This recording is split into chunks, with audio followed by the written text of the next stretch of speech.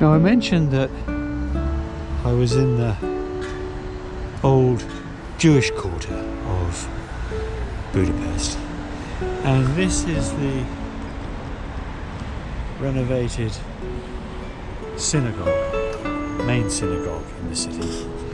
And this memorial here is a weeping willow, and on each of the leaves here are inscribed the names of over 400,000 Jewish victims of the Holocaust from Hungary. 250,000 of them from Budapest alone. It's quite an impressive memorial, that.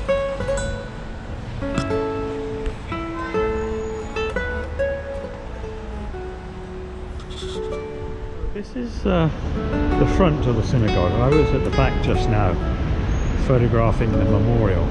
It's quite difficult to get a good shot of this because of the close up, the trees are all in the way. But anyway, this is just a block down from where I'm living.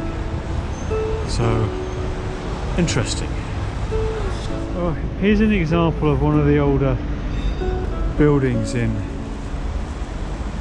Budapest.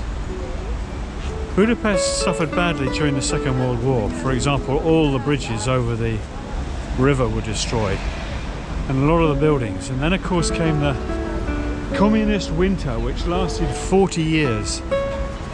And a lot of the old architecture was neglected during that period. But they've done a great job in restoring it, and it's good to see.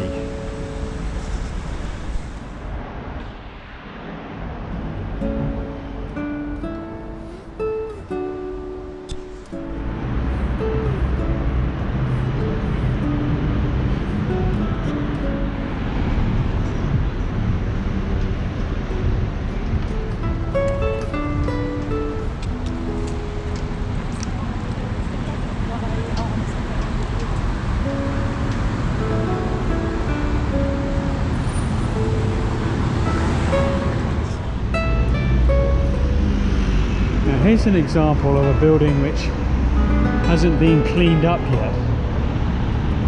Now, when I was a boy, London used to look much like this because of the smog which used to engulf London every winter. A mixture of smoke from the coal-fired fires in everybody's houses and the mist and fogs of winter. But after the war they spent decades cleaning it all up to what it is now. But for those of the younger generation that will never know, that's what all the buildings in London used to look like.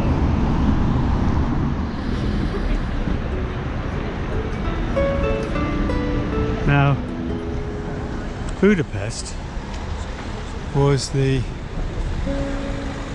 seat of the Hungarian king from the Middle Ages through to 1526, when it all ended on the bloody fields of Mohacs, the first battle of Mohacs, when the King of Hungary was defeated by the Turks, outnumbered, I have to say, by over 3-1. And from 1526 till the end of the 17th century, Budapest was in Turkish hands. And when it was restored and the Turks were driven out, the crown of Hungary had actually passed to the Habsburgs, thus creating the Austro-Hungarian Empire, which of course lasted till 1919. Now I'll talk about the Battle of Mohacs when I get there. There were in fact two battles, and the first one I've just mentioned and the second one I'll mention when I get there.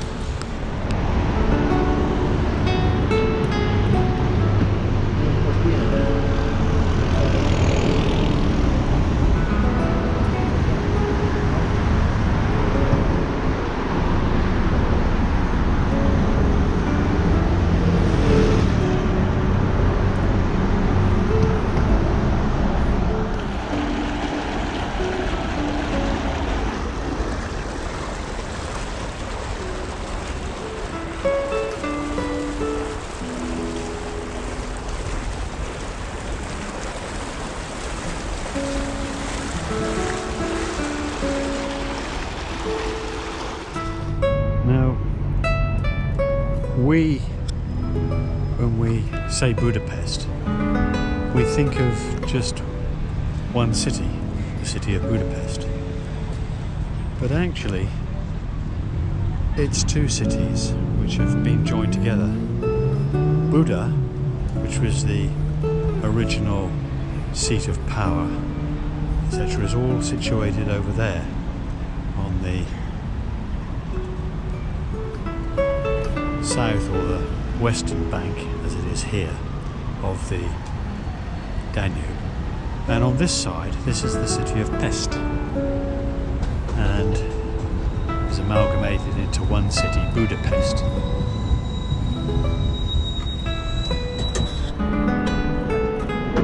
Now I'll be going over to Buda tomorrow, so we'll see that more closely.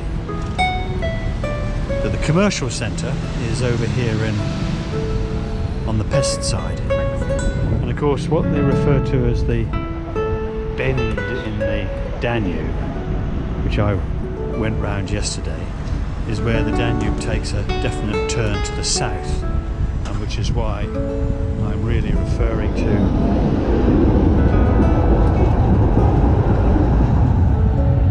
what is really the southern side of the Danube. Here actually it's the western side.